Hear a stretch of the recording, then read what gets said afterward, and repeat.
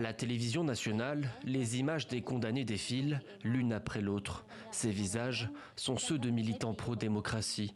Parmi eux, Zahir Tao, un ancien député du parti d'Aung San Suu Kyi.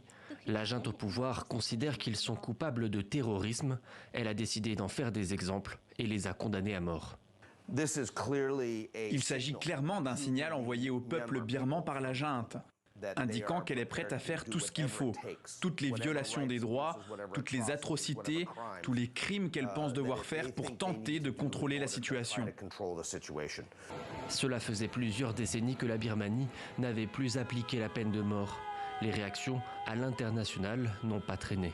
Nous condamnons l'exécution par le régime militaire de dirigeants et d'élus pro-démocratie pour avoir exercé leur liberté fondamentale.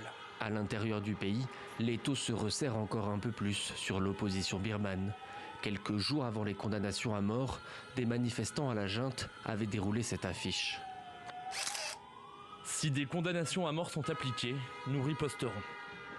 Depuis le coup d'État militaire du 1er février 2021, une rébellion s'est formée en Birmanie.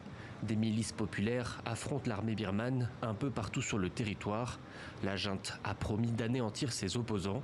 L'ancienne dirigeante et prix Nobel de la paix, Aung San Suu Kyi, est quant à elle toujours en prison, maintenue à l'isolement.